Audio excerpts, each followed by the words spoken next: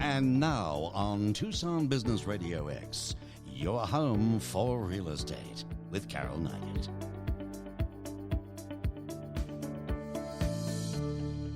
Well, hello, everyone. And it's afternoon here in Tucson, so I'm going to say good afternoon and bring good greetings to everyone wherever you are in these days when our lives are so turned upside down. But I am delighted to be here at Tucson Business Radio X, your home for real estate, live streaming from the Stewart Title Building on East Broadway in central Tucson. And we are going to adjust the program a little bit today, given the circumstances that are going on in all of our lives. I had originally planned on this program to focus on buyers, because this is traditionally a time of year when we have a lot of people out in the marketplace looking to buy, thinking about buying. And I thought it would be a great idea to share some important information on home inspections and on homeowners insurance. And we are going to do that, but we have a few adjustments here. I want to touch on how COVID-19 plays into some of those functions. And also, one of my guests, Don Cox, who I'll talk about a little later, is not joining us today out of an abundance of caution. He happened to be at a gathering over the weekend in Phoenix, and apparently he's a few steps away from someone who did get the coronavirus. So he won't be with us today in person, but he'll be with us in spirit. And he's been kind enough to share with me all of the information that he wants to make sure you all have. So we'll get on to that in just a minute. But my first guest, I'm really delighted to have Rick Johnson of Win Home Inspections. It's my pleasure to work with Rick. Rick represents a lot of my buyers on their home inspections. He is my go-to home inspector here in Tucson. Home inspection is such an important function, and I feel very fortunate that Rick is one of my cadre of angels who help me help my clients. And Rick, actually, he grew up learning all kinds of functions related to his trade from his father, who was a carpenter. And he had a career in industrial gases and metal fabrication for a while. And after he was worn out by that, he opened the franchise for Win Home Inspection in Tucson in 2004. And Rick does a wonderful job of serving all of us in the real estate community, working with buyers and pre-listing inspections. He also works on inspects pools and spas, new construction, light commercial, and he also provides radon testing. And I know he's very excited that he's going to begin incorporating thermal imaging into his inspections, and I'll let him tell you a little bit more about that. And so, Rick, welcome. Thank you very much for making the trip. No problem. I appreciate you letting me come on your show with you. I'm really glad to have you here. So before we get into more of the general information, we were talking a little bit about what are some of the ramifications for inspections with some of the restrictions that we have related to the COVID-19. Well, fortunately, we haven't had anything that's cost anybody any, real concern. I haven't run into anybody that has actual virus issues or anything like that. But we're trying to do what everyone else is doing and trying to keep the distance, not even doing the shoulder bumps and stuff when we shake hands. We're trying to avoid that, so we're trying to keep that 6-foot barrier, if you will. We'd really like to see people limited at the home inspections. So if you have other contractors, if you have family members, so on and so forth, try and keep those folks at bay as best as we can. Get it limited to myself, especially if I could do that. Just keep it down to me and my client, maybe the realtor. And frankly, they can show up even closer towards the end of the inspection if we can do it, so that we just have a limited time of conversation at the end. The other thing we can do is ultimately, the clients can stay home if they can feel comfortable with that, because we're going to have the report out to them the same day anyway. Mm-hmm. So it's not that they'll have a lag or a wait or anything like that. And we're always available for phone calls afterward to discuss the issues that we found.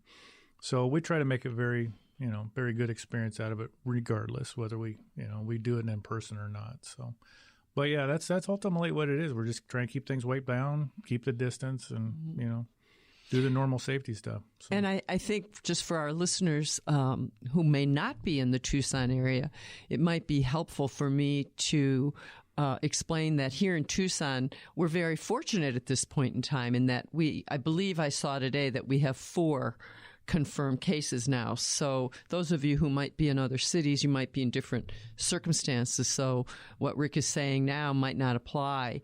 But right now here in Tucson, we're all just being very, very cautious and careful to try and contain it because we like only having 4 positives and we'd like to keep it that way. Absolutely. Yeah.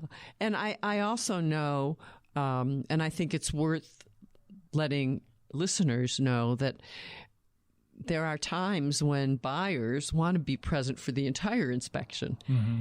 And it's very good for them not to attend until the end, not to get in the way of you being able to get your work done. Yeah, the advantage, too, is that, they can certainly, I really don't mind, and I've always enjoyed letting buyers come because they can take time to look at the house differently than what I do. I'm looking for the issues they need to know about, but for them, they need to measure areas. They need to understand how they're going to locate things. They need to really kind of get a feel for the house in a time manner that they can do, because when they're coming out and preview, and they don't always have time to really look at it well. Mm-hmm. So that's great, and we'll just keep a distance. I'll do my thing. They can do their thing. I'm not too concerned with that. But yes, if they could stay home at least until the end, it would be much easier. So. Well, we don't want, I always tell my clients at least, you don't want to distract Rick so he misses something. That's right. That's right. Well, and I let folks know, I kind of explain it real simply. I'm going to give your home 100% of my attention. So at the end, I can give you 100% of my attention.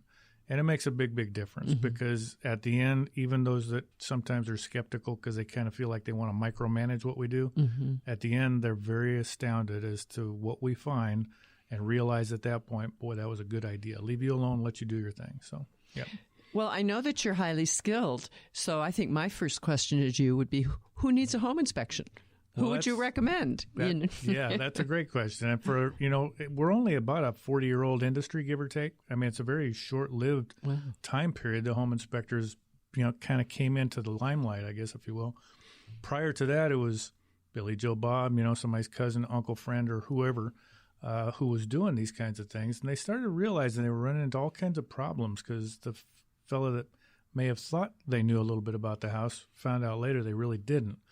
So for home inspection, it became something that was a growing concern and something that became much more soluble. Anyway, say that again. I was just saying, who would you recommend? Yeah, so needs to get an inspection. Yes, I'm sorry, I got diluted on there. That's okay. That's okay. But as far as who, it's going to be anybody that's purchasing a home, whether it be a home buyer, first time, or a seasoned buyer. I've been hired actually by builders to provide home inspections on their new build homes because they had clients that were maybe just a little bit more concerned and they wanted that non-biased opinion. And that's the difference between a home inspector, a contractor, a builder. We look at it through a non-biased, we're not trying to get a job from it or anything else. We're trying to provide information. So we have a great standpoint that has no skin in the game, if you will. Well, and as long as you mention new construction, as a realtor, when I'm working with buyers who are under contract for new construction homes, we always do a walkthrough, of course. But I always advise them that in addition to the walkthrough, they have the right to bring an independent home inspector in.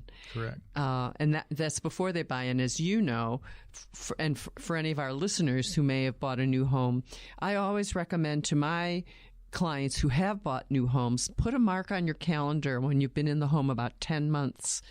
That's the time to call Rick or call another home inspector. And it's worth the $350, $450 to have an independent person walk through the home and take a look at it before your 1-year builder's warranty expires. What I've found happens is so many people say, oh my God, we've been in the house a year. And by then it's too late. Yeah. And I know you recently did a home inspection on some buyers of mine who are at that 10-month period. Yeah. And you were telling me before we started broadcasting that you actually came up with some things that they were very surprised. Yeah, and we're all human. Builders do what they are able to do to the best of their ability, based especially right now upon having good help.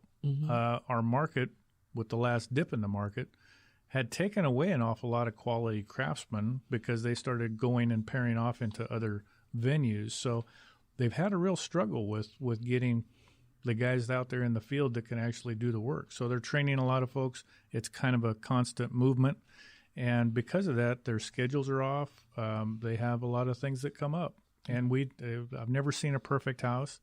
It doesn't mean that one doesn't exist. I think somebody challenged somebody on that one time. But bottom line is, there's always stuff that comes up. They're only human, and we just find the things because we scrutinize it a little bit different than what they do. So we find a lot of stuff. Well, and one other category that I sometimes recommend is a pre-listing inspection. And that's something that not everybody thinks of. But I know I'm a very proactive person. And so I always tell my sellers, if you really think there might be some issues and you can't determine them for yourself, let's have a pre-listing inspection.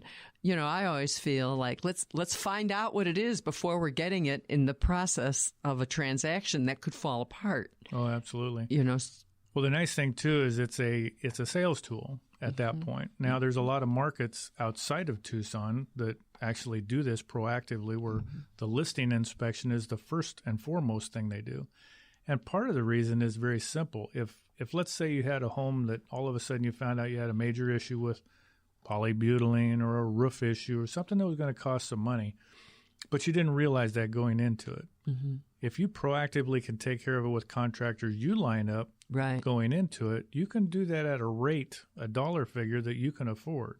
If it comes down to the buyers doing it and they're presenting contractors and quotes and so forth, you may spend a few $1,000s more in the process. So ultimately, it's a good place to like I say, showcase and eliminate some of those problems. And I think personally, it's much nicer. The home's going to show a lot better. Absolutely. I think a seller that does a pre-listing inspection is another indication of somebody who's taking care of their home. They want to make sure that their home is in good shape because they're investing the time and the energy and the money in having somebody take a look at it. Well, and it speeds the process up too, because now you've got those repairs done. So when it comes to closing time, everything is just boom, boom, boom. Right. You don't have a big inspection period and a lot of, oh no, right. We do. So when you do an inspection, what exactly do you inspect? I know there's a lot. There is, yeah. Well, it's ultimately we have essentially a 300-point inspection. Every home is a little different, bigger, smaller, but ultimately we have the same kind of thing: walls and electrical and plumbing and a roof. So we look for structure, function, and safety. Those are the three main categories, and anything that falls inside that. Now, we also follow a standard of practice here in Arizona, which was adopted from ASHE. So ultimately, as an ASHE certified inspector, I have the ASHE standard, I have the Arizona standard, and then I'm a franchise owner, which means I've got a standard of practice we put above all that. Because I just want to interrupt you because our listeners might not be aware of what ASHE is. Oh, okay. Well, it's the American Society of Home Inspectors. It is a group of home inspectors who have developed a way to inspect with some sort of a standard. There's only about half the states, by the way, that have standards of practice. So if you're not an ASHE member, if you don't have that standard of practice to follow, you're really out there kind of playing the Old West, inspection. And it really can get into a problem. That's where the Billy Joe Bob kind of thing I talked about earlier comes in, because anything can happen. So I was very happy when I found that Arizona had a standard required. It made it much easier. It protects me. It protects you as my realtor that I'm working with. It protects the client. We all get protection based on a standard of practice. So. And it's very methodical too, and consistent. Yeah. Yes, we always have as we work through the house, we work around. The way I do it is I work around the outside of the house, and then I work around the inside of the house, and I finish up in the kitchen where everybody's hanging around, and then we sit down and we chat. So it's a process every single time. And I want to maintain that practice every time I go into a home, because that's what helps me find those things routinely that I know I'm probably going to run into. And after 15 years, you can imagine every decade has its own set of issues, and we can identify just by knowing when the home was built, likely what we're going to run into when we get into that home. So it makes it very, very informational. Well, and I'm thinking, too, that the consistency of that methodology, I think there's a certain security in that, because you have a routine that you consistently follow, step by step by step. Every single inspection, probably 2 a day, I'm guessing, over 15 years. It's so ingrained in your mind that there's no way you're going to miss something. Yeah. Because it's become so habitual that every system in the house does get addressed. Yeah, and we talked about that a little bit ago. The things that could get missed are the things that happen because of distractions. That's why it's so important to let the home inspector do his job and stay on task, because he will be able to find those things. But sure enough, as soon as we start getting off on a rabbit trail somewhere, things can get missed, and we don't want to do that.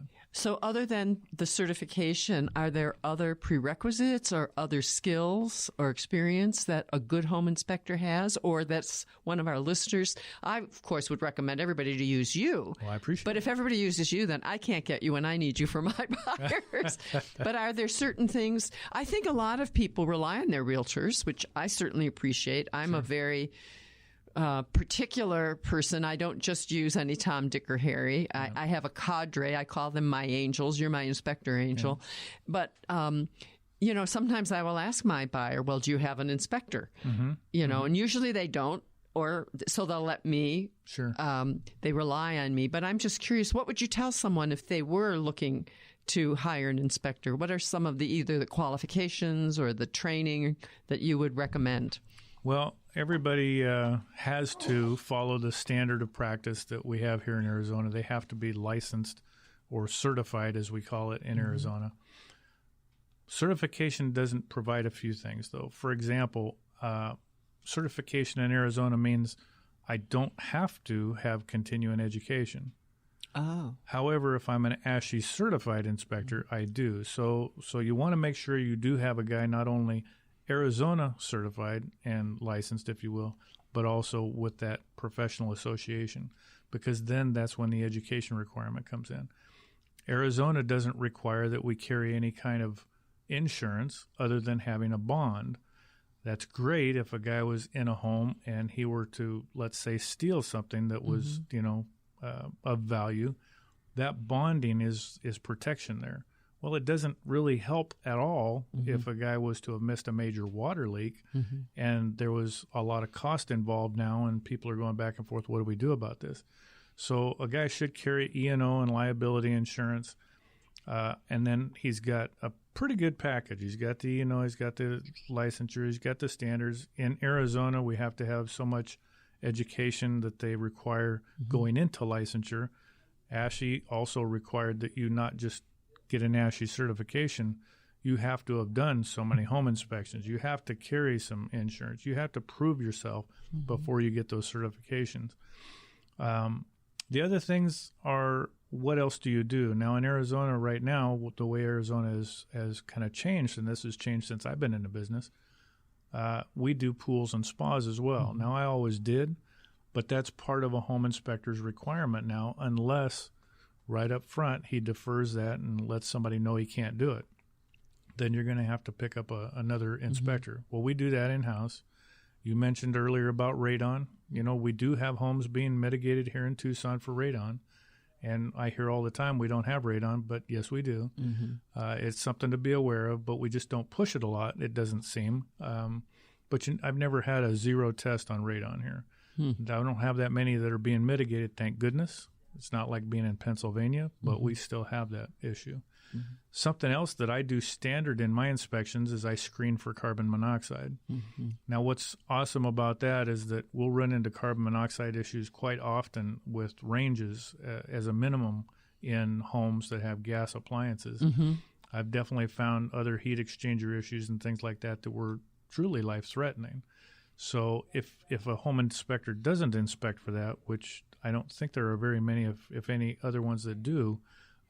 It makes you wonder just how much is getting missed out there. So that's very important. Are all inspectors in Arizona ASHI members? Is that a requirement? No, that's a voluntary thing. So that would be a simple thing that someone, if they were looking to hire their own home inspector, they might want to at least make sure that someone has the ASHI certification, because I'm thinking that's the way you're going to get trained in some of these issues that come up from time to time that you referred to earlier. Absolutely. And again, they require the continuing education. I have to get it somewhere. I'm a franchise owner again with WIN, so we're a national group. So we do a lot of that in-house. So I've got a wealth of knowledge because I've got guys all across the country. We collaborate all the time on things, but we also do our continuing education as a group. So so it's good. We stay abreast on everything that's going on currently. Things like the coronavirus now with protocols. That's where that's developed. It's developed within the group so that it's brought out properly to the public.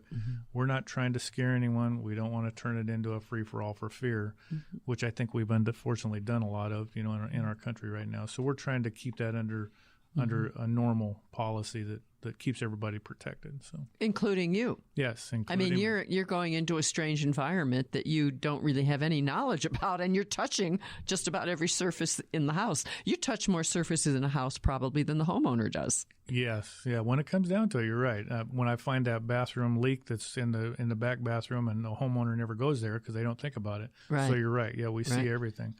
But yes, and that's very important because we want to. Matter of fact, we have verbiage that has recently gone out in a newsletter, but it's letting the home sellers, realize that we are coming in and we don't want to come into a sick environment, whatever it happens to be. Right. And it's a great time for people to just simply be more cognizant. Even if you got a cold, let us know. Right. Nobody wants to spread that somewhere else. So. Well, and especially because you go from one home to another home. Yep. So it would be a really easy way for you to be a carrier or something unbeknownst to everybody involved. Yeah, it could happen. Well, I want to get to some of your other services because I know that you have some exciting stuff coming up. But since we talked about staying up to date on issues, there's 3 that I can think of that are very important, at least in the Tucson area. And I'm sure this is true across the country. But, of course, the first one is the issue of polybutylene. And I'm going to let you, if you want to, explain exactly what's the deal with polybutylene. Sure. Yeah. Polybutylene was pulled out of the Uniform Plumbing Code around 95. It was actually a few years prior to that. And it's a synthetic. Yeah, it's a plastic piping material. And the idea, when it was introduced because we gave a contract to an American contractor. However, PEX, which is the product that we currently use, was available in Europe about 30 years prior to that. But we gave an opportunity for a contractor to be able to make that product here. And what we found was that polybutylene is strength laterally, in other words, along with the pipe, versus cross-linked circumferentially around the pipe, which is what PEX is. It's done in a thermochemical manner. And what that allows for is expansion and contraction. So it can actually get away with a lot of load and unload. So if you were to have your plumbing off, shut the water off to the house, and simply turned it back on, at this point in time, polybutylene can literally burst. Right. And I've seen that happen. I've actually watched it physically happen. Under the pressure of the water being turned on. Just simply unloading and reloading the pipe, yeah. So it's pretty scary in that sense. Now, initially, they thought that it was just simply the fittings that were leaking. And at the joints. Yep. And what they found was that there was a guy always certified on a job to be able to do that, but I think helpers and other people got to kind of get involved in the testing? Well, the swedge, actually the crimping of those pipes. Oh, yeah. Yeah, so when that started in the installation. Yeah. No, I thought you meant at the manufacturing, but you're talking about in the installation. Yeah, actually installing it. So when you run into that, then you end up with a little less on quality control, and they started seeing seeping fittings around. And it became the standard. That's what everybody thought of, was leaking fittings. Well, as time went on, they started realizing that the pipe not only has this cross-linked or lack of cross-link, lack of binding, so it won't so it can burst. But they also found that we use chlorine in our water. That process helps to harden or start to harden that pipe. So time literally is against it. So at this point, if someone still has polybutylene in their home, they're on borrowed time. I just had a client this morning, their home that they were getting out of, I believe it was, had polybutylene in it, and they'd already had 2 blowouts over the years, and they finally said, we got to get out of this stuff and get it repiped. So it isn't hype. It really is an issue. If you haven't had a problem yet and you absolutely can't deal with your polybutylene in your home, I would, at one, minimally recommend getting a pressure reducer put on the house. From the main waters. On the main water. Because if you can keep the water pressure down around 50 or so, you're going to put a lot less problematic issues, on that polybutylene, and it might last a little bit longer for you. But that's about the only thing you can do to stave it off, ultimately. And so we don't frighten, as we were saying earlier about not wanting to frighten people. And correct me if I'm wrong, my understanding is that polybutylene was really the standard plumbing material from about, is it 83?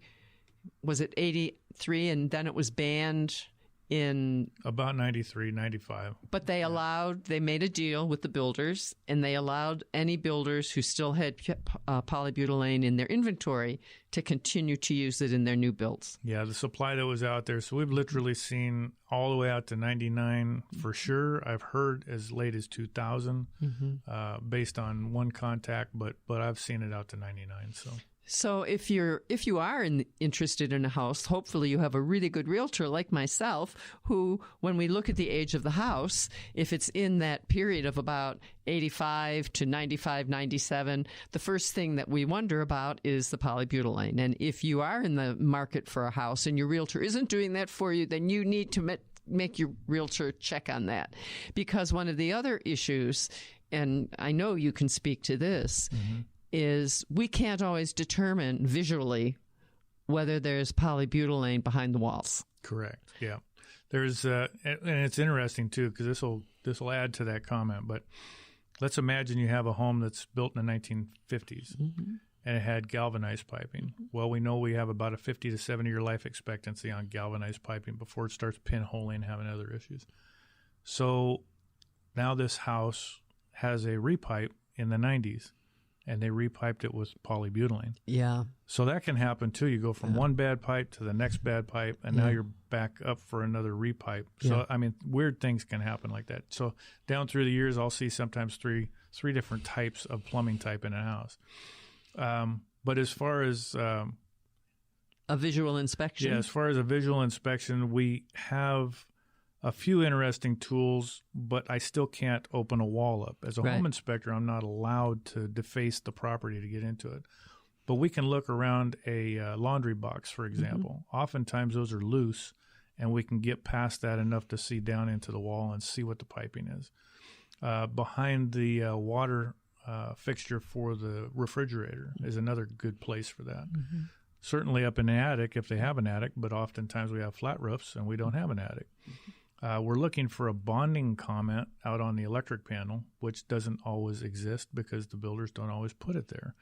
So there are a few telltale things that we can look for. But, yeah, if the house is flat roof and there's no bonding comments, it's only falling in the age range, then sometimes we just have to defer to a plumber, and then they'll have to open a hole in the wall. And sometimes we have people who are a little tricky who will put a fixture from the wall to an appliance, washer, refrigerator, that isn't polybutylene, and they specifically do that so that it looks like there isn't polybutylene in the house. That's true. And just for the protection of any potential buyers, that's another reason why part of our due diligence process here in Arizona, and every state has a due diligence process. We ask for the insurance claims history for the house for at least 5 years.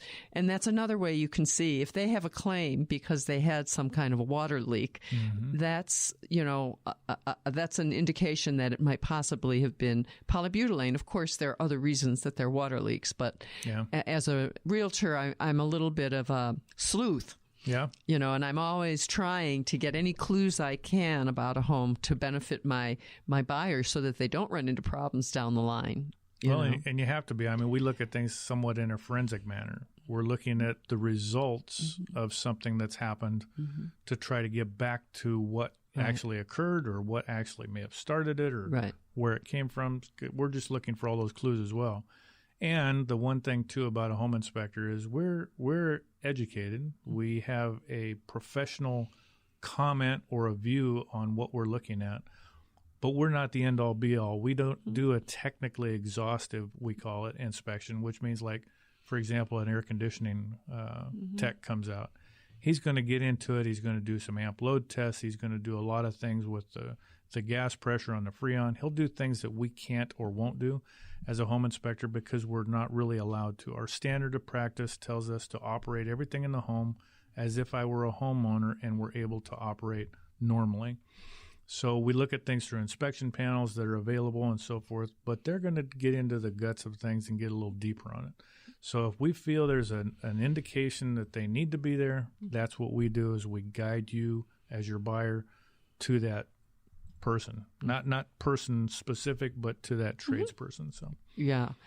So and I think the last thing I want to just say about polybutylene for anyone who's listening who might be concerned, I've had cellars there. We know in Tucson, we know certain neighborhoods that they were all built with polybutylene. Yeah. And I know sellers who have come to me and said, I better get all the polybutylene, replaced before I sell it. And this is just a suggestion, is don't, because what often does happen, if there's polybutylene, number one, if there's no history of leaking, we talk about buyer beware. If it's disclosed that it's polybutylene and a buyer is comfortable with that, then that's their choice. Yeah. What we often do in a real estate transaction is we negotiate. If a buyer really wants it to be replaced, we can negotiate it. And that's the other thing I just wanted to reassure anyone who might be concerned about polybutylene. It can be costly to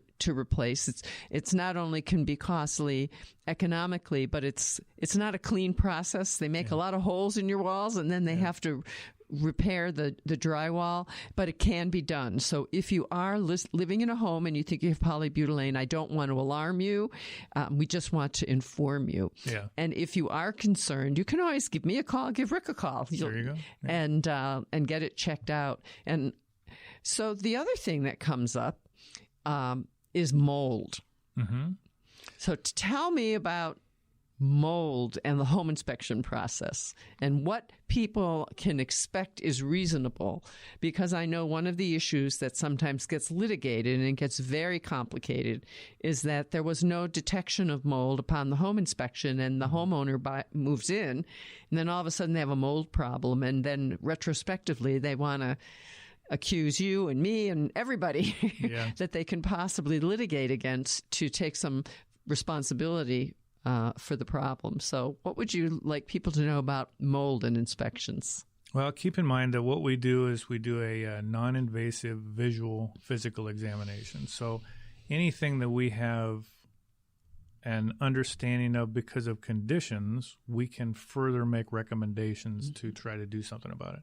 Now, I'll predicate that by saying, too, if you have clients or anybody out there that's buying a home or selling a home or whatever the case, just living in your home, if you have a predisposition to any kind of allergies towards mold or anything else, you need to have testing done that's above and beyond what a home inspector can do, period. Right. Now, when we go into the air testing, would you recommend? Well, there's a couple of different ways they'll do it. They'll do mold. They'll do spore. They'll do surface sampling, which can give them a lot of information. They'll do mold or air samples like you're talking about in the air generally, but also cavities. So they'll put holes in walls and small ones, and they'll run in their test equipment to be able to take air samples inside of wall cavities we can't see. But what we're looking at and what they're also going to do as they walk into a home is they're going to look for those conducive conditions. So if we see any stains, if we see any sagging paint possibly, if we see anything else that would possibly, make us think about that, we got a leak over here in this spot, maybe there's something else over here. Are we simply on a water-bearing wall? So the wall where the plumbing is for both bathrooms maybe is in one wall. Well, that's a pretty suspect wall typically, so we look it over real good. Has it been recently remodeled? Just went into a home not too long ago. It was very recently remodeled, and there was some staining on the floorboard. Well, it turns out we had a current leak, and they had done that in the course of the remodel. So there's a lot of reasons that can happen. Now, it doesn't always mean mold's going to happen. Right. There's like 30 different kinds of mold spores that are in the air all the time. There's only a few of them that, to my knowledge anyway, and again, I'm not the expert, so don't hold me to anything, but that are actually health risk related that is to the average person. But we can see some simple stuff as blackened as mildew in a bathroom and get very concerned, and oftentimes it's not. Sometimes it's just a surface issue, but other times it's going to be a depth issue. And we talked about introducing some future things. We're going to be doing thermal imaging in our business here eventually. And thermal imaging gives us a little bit better view on some of the anomalies that could introduce those types of issues. So. And I'm really interested in learning more about that. Yeah. I just want to remind everybody that this is Carol Nygett, your home for real estate, streaming live from the Stewart Title Building on Tucson Business Radio X. And I'm here with Rick Johnson, and we are talking about everything you need to know about getting a home inspection. So, Rick, you were just about to tell us about thermal imaging, because I know, and I'm curious, before you get into that, I'm just curious, what do you think about, I know there are a lot of vendors who do these moisture tests where they measure the temperature. Is that what thermal is, where you measure the temperature of the wall and there'll be a different temperature in the wall if there has been moisture? That's definitely part of it. So thermal imaging is actually able to see in a band, just like the X-ray and everything else, we all fall in a band spectrum. This is just one spectrum, the IR spectrum. And what it does is creates a differential, and we have to have the proper differential between the outside temperature of the home, inside temperature of the home. Once we've got a delta T, we call it, it's an 18-degree delta T, we can actually do testing. We can see a lot of things like missing insulation. We can see water leak issues that are occurring. We can find electrical anomalies where we have overheat issues. But all of it requires getting the home to a certain place and having it maintained at that point, temperature-wise, loads on the electrical system, things like that, to be able to do this. So it does take a baseline to make that work. But ultimately, it can show us a lot of things we can't normally see. We cannot see inside the wall. Because you can't do an invasive inspection. Yeah. So the thermal imaging kind of takes the place of that. It allows you to see without actually opening up the wall. In a sense, yeah. Again, it shows us anomalies, so we're seeing differentials. That's what we're trying to pick up on. And you have to be trained in understanding how to read that camera, because we can see all kinds of stuff that are anomalies that have nothing to do with an issue. Right. And there's a lot of cameras out there that a lot of people carry around that are substandard in that sense, and the training might not be there either. So when we actually establish and put this into the market, and it's coming, but we're not there yet, it's going to be fully trained and properly done. Otherwise, we wouldn't even be doing it. So I'm guessing, I'm listening to you, I'm thinking about some of the maybe less than trained and certified inspectors, and they can get some of these, they can get a thermal test, and they get a device so they can do some of this stuff, but you also want to make sure that they're thoroughly trained. I was actually on one of the websites just looking at some other products, and I saw some personal IR devices that were like $200. All I had to do was laugh. I mean, it's quite interesting because it's a toy at that point. It is a toy to play with. Right. And you can see some things, but you can't really define what you're looking at unless you have one that has a very good clarity, a very high pixel rating, the ability to truly define what you're looking at. So there is a big difference. But again, it's showing an anomaly. So if you have the right conditions, you can actually watch water as it heats up. Let's say if we were running hot water, as it creates the leak on one side of the room, to find it where they actually saw the leak issue, they thought, on the other side of the room. So there is an advantage there. But again, it's not looking inside the wall, and it doesn't see the water. Oh, interesting. It sees the evaporation of the water. So it is, like I say, there's a lot to the science to be able to define what you're truly looking at. But it's kind of like an X-ray, probably just quite different, but similar. Yeah. Well, again, I don't mean the technology. I mean in the practice. In that probably any of us could take an X-ray. You just push the button. Yeah. The important thing is how is it interpreted. Absolutely. There has to be somebody highly skilled and trained who can look at the image and interpret what they're seeing. And I think that's why you're involved in all of this training now, so that you'll be prepared to do that accurately. Absolutely. Absolutely. Well, so then this is something that I'm not sure how many of our listeners are even aware of, unless you've had a problem with your air conditioner or you're involved in a real estate transaction as a buyer.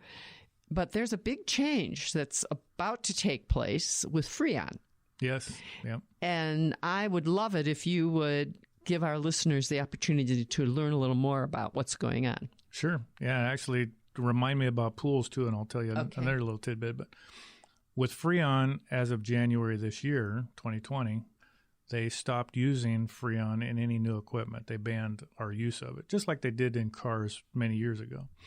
Now you have to have a 410A material, they call it, and that Freon still could have been had many years ago. However, they ran the R22 out as far as they possibly could. Now, and the R22 is what most of us have had. Yeah, all the way up to 2010. Yeah. So previous to 2010, we have units now that are suspect, basically, for having R22, but I found one the other day as an example. It was 2004, I believe it was, and it still had the 410A in it. So it was available. They just didn't have it in all the units commercially. The issue is simple, just like it was with cars. At some point, the materials that we have in stock will be depleted. Right. At this point, it's still available for maintenance and service on those units. So somebody that has a unit that has R22, don't despair. It's going to last probably just as long as the equipment normally would. However, that R22 is going to become more and more scarce. And just like anything else that's scarce, it gets more and more expensive. So at a certain point, the dollars just don't add up to trying to service an older unit using R22, and you're going to have to consider what the next step is, which is replacement. And that's what I was going to ask you. So you replace the whole unit? Yeah, they make I call it a bridge mix, but it's basically a mixture product, recycled or however they do it with the R22 to try to get that unit to limp along a little bit farther. It's not, from everything I've understood from all the air conditioning people that I've polled on that, it's probably not the best idea. It might get you by a little while, but it's really not benefiting your unit. It's not necessarily good for it. Like I say, while they still have the R22, you can get away with it certainly by putting a pure product in there. But eventually that's going to So you're going to have to, people are going to have to replace their condensers? The whole thing, actually, yeah, because you have a coil in both units. If it's a split system, if it's a package unit up on your roof, it's all the R20 or the Freon that's up in that unit, and the equipment to change over to the new product to actually work in it to use it would cost much more than it would to ultimately. So conversion isn't a cost-effective solution. Yeah. Okay. Yeah. Interesting. Well, I think the HVAC suppliers are probably looking forward to that. There's always a silver lining in everything for somebody, yeah. There's one part of our economy that might not be affected by the coronavirus. Yeah. When I mentioned pools a minute ago, this is something that has been going on for a while as well, but single-speed electric motors that are on pool pumps have been disallowed for the pool installers to be able to put back on your equipment. So they have to go to a multi-speed electric motor and pump setup. The advantage to that, I've done this recently in the last year in my own home, I've saved as much as 50% of my electric bill just by changing that pump over. And literally it paid for itself in a year. Because it's more efficient? So much more efficient. It's amazing. So does it tend to break down less? Well, it's not so much that, I don't think, although the equipment is newer technology, so it probably has some advantages. It's not running as hard, so it's definitely going to cut down on the wear of the unit. But the big thing is the power consumption. Its power consumption is substantially less. And with multi-speed, you really don't need it running at full bore constantly. So like you're saying, They really made a lot of great pumps in the day, but it's like the old iron that we used to drive to. I mean, they made a lot of great cars, but they always broke down. I mean, we'd have 100,000 miles on an engine, and that was it. Now we're going 300,000 to 500,000 on an engine, so the technology is much better than it was. Yeah. So, in terms of home buyers, what are things that they should look for or be aware of when they're looking at a new home? Anything in particular that you would recommend? I actually put out or have available anyway in my marketing material about a 20-point, I think it is, list for home sellers to be able to prepare a home for sale. Home buyers could use the same list and just look at it and get an idea of the most common things that we see in a home inspection. On that list, literally, you could take those 20 items and you could probably knock off 75% of what we find in a home inspection if all those things were taken care of. But usually it has to do with two things: deferred maintenance and what I refer to as Homer the handyman doing work that he shouldn't. So we find an awful lot of that. Yeah.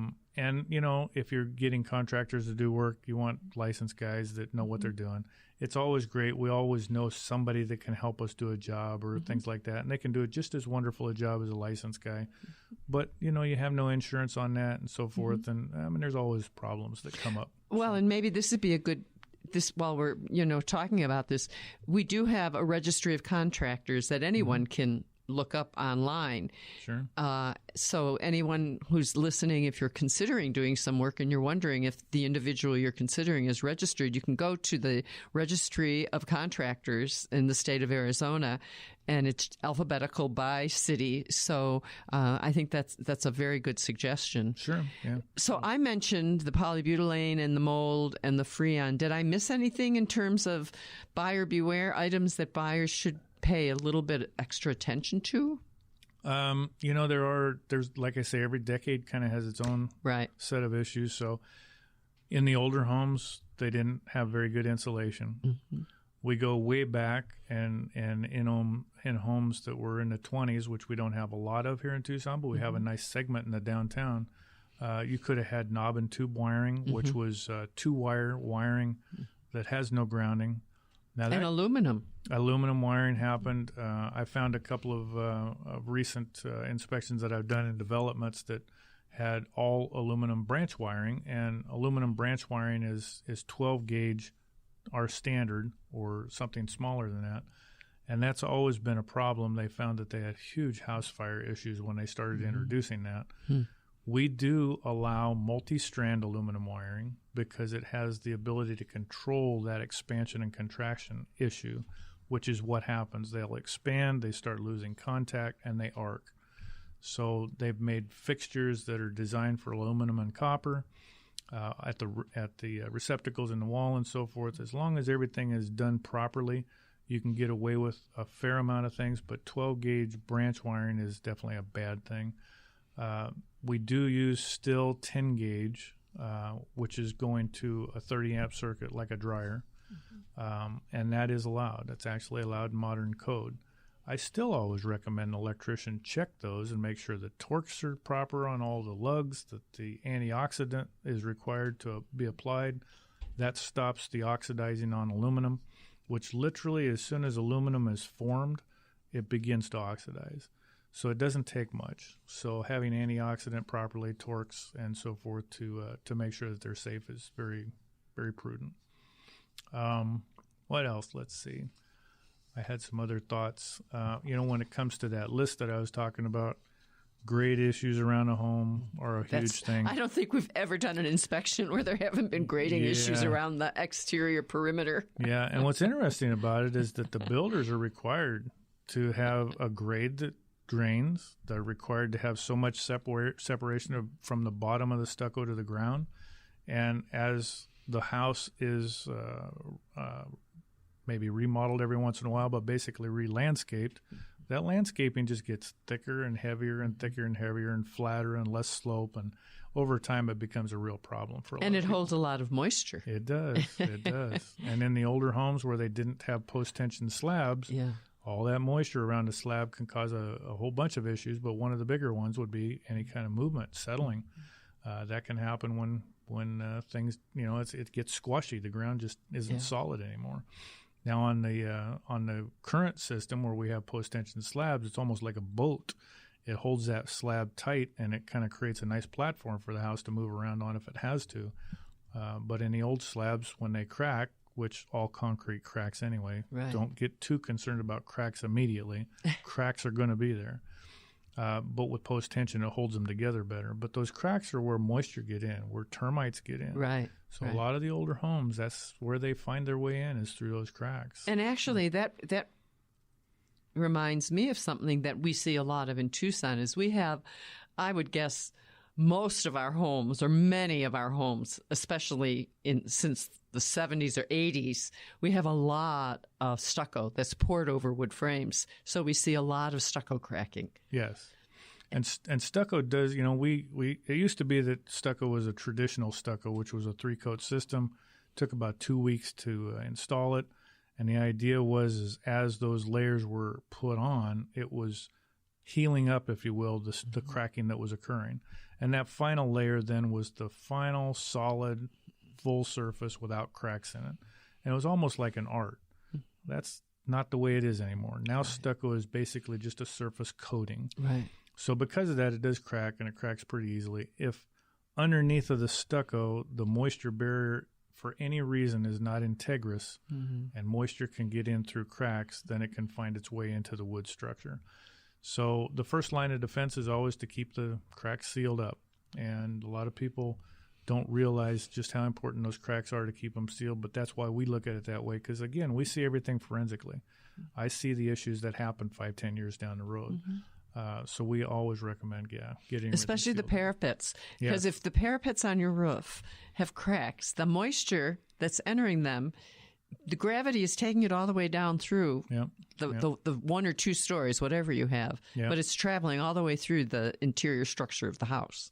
It can if it gets into it. Thank goodness most of it shouldn't ever get there because of the moisture barrier. And on modern construction, we have a screed. It's a metal screed with holes in it, which is helping to allow air movement to dry it out, dry the stucco out. When stucco was installed, and this happens in some communities where it's installed all the way down to the ground, then there is no screed. There's no way for it to dry itself out.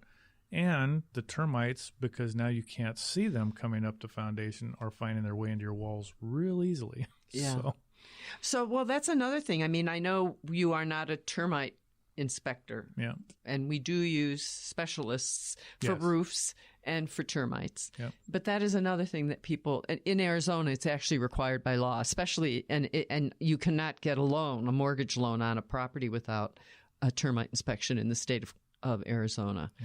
But you do a little surface. We have to. I mean, we're always going to run into things, and we're looking for those same things, conducive conditions. We talk about the forensic look at things. A home I was looking at today, as a matter of fact, is the same kind of thing, stucco to grade. I knew we have a potential. We don't know what kind of a potential until we get inside the house, but sure enough, we found termites had been popping through the walls in the garage and in the master bedroom. So, that's why you don't do that. Now, the only way to eliminate that from happening would be if you get that pest control professional to do a treatment around the home and have a warranty, and always on that type of home maintain that warranty, because the thing about termites is that we moved into their home and they're moving back into our home. That's kind of how it works. And it really is pretty much that they're the scavengers of the desert. So they're here, and we're inviting them right back in by moving into their house. So Well, have I missed anything that you think is important for our listeners to know about the home inspection process? You've done a good job covering a lot of stuff here. Well, I have a really good home inspector. Well, I appreciate that. He's educated me. And I will say that as a realtor, I very much appreciate, I'm present at every inspection on behalf of my buyers. And I have become a better realtor because of what I've learned from you at the inspection we've done. I'm certainly better for my buyers. When I take a buyer out to see a house, and it does depend if I know it's an FHA or a VA loan, the first thing I look at is the fascia, because there are certain things that we know don't pass for buyers who are using certain loan programs. But getting knowledgeable, and especially working with you, I have become much better representative to my buyers. And the same thing with my sellers. When I'm working with someone who's listing their home, I'm identifying things that they need to address. And usually I give them the option. I said, well, you know what? It's going to get identified. Either we do it now or we're going to do it in the middle of a transaction where you always risk the transaction falling apart. Well, and that's important, what you just said, because years ago when home inspection wasn't pretty much a standard of practice, and it has become that, things got missed all the time and were overlooked or just hidden. Yeah. Now you've got people that are trained to be able to identify those things. So it's a completely different ballgame. So you're right. And that'll dovetail something that I have a note here. When you're selling a home, don't do cheap repairs. Avoid that like the plague, and we see it all the time in what we call flips here in Tucson. Oh yes, we could have had a whole show on flips. Yes, we could have. Yes, we could have. And the cheap repairs are just, all it does is it baits me or any other trained professional into realizing, boy, we got a lot of stuff we got to really scrutinize here. Right. We see it really, really fast, and it happens all the time. So yeah, avoid those cheap repairs. Just do everything properly. You know, if you can't do something well, don't do it at all. Have somebody else that knows what they're doing do it. Well, and from the perspective of a realtor, especially the young people seem to be very enamored of the flips because most flips are done they really aren't flips. They're cosmetic improvements. Yes. They look beautiful. But as soon as you get behind the walls, it's the same old house that was there all along with all the problems that it had. Lipstick on a sow, right? You took the words right out of my mouth. Yeah. So I want to just take a moment to just pass on some information. My other guest today was going to be Don Cox of Farmers Insurance. Don is up in the foothills, and he really wanted everyone to know that even though we're all a little housebound and limiting our movement, he is available. And you can reach Don at 520-244-3707, whether or not you have a policy with him. There's a lot of anxiety that people are questioning a lot. If you have any questions about insurance, feel free to give Don a call. And I'm hope to have Don back, and he can tell you a little bit more about homeowners insurance. But I'm sure that Rick would agree with me that when you're buying a home, if you have a loan, you have to have homeowners insurance. But even if you don't, it's a very important protection to have a homeowner's policy. Well, and also, with the market changing as much as it has and property values going up as much as they have, if you're not reevaluating that every now and then, that's right. You're probably underinsured as well. So. That's true. Yeah, that's true. And let's hope it stays that way in spite of the coronavirus. There you go. Yeah. So I wanted to just give you an opportunity to let people know where they can get a hold of you. Well, sure. I don't have my website here right in front of me, but my phone number is 520-749-1679. If you look on the web, you can look for Wynn Home Inspection, Catalina Foothills. That is who we are. We've been doing business here for 15 years, since 2004. Very, very detailed. As Carol has mentioned, the thoroughness is what builds our business. It's not because of bells and whistles. It's because of a thorough inspection. Mm-hmm. I want my buyers to realize that we're going to look for everything possible in a home. I was going to mention this earlier, too, but, the standard of practice tells us we have a minimum standard, just like building construction has a minimum standard. We always go to the next level, and if I am only required to test a receptacle and a window in a room, I'll be testing all of them. Right. We want to make sure that whole home gets a good look over. So that's Wynn. Well, thanks so much, Rick Johnson of Wynn Home Inspection. And I want to remind our listeners that we do our live stream the third Thursday of the month, but the broadcast is also available on the Tucson Business Radio X website, and all of Rick's and Don Cox's contact information, as well as my contact information, are available on the website. And the program can also be found on whatever your favorite podcasting provider is. I am Carol Nygett, your home for real estate. Coldwell Banker we're Coldwell Banker Realty. We just had a name change. And my number is 520-448-6033. I'd love to hear from you if you have questions, ideas for programs, information that you'd like us to provide for you. I hope everyone stays safe and well, and I'm giving you elbow pumps from afar. Thanks so much for listening. We hope you enjoyed Your Home for Real Estate with Carol Nygett on Tucson Business Radio X.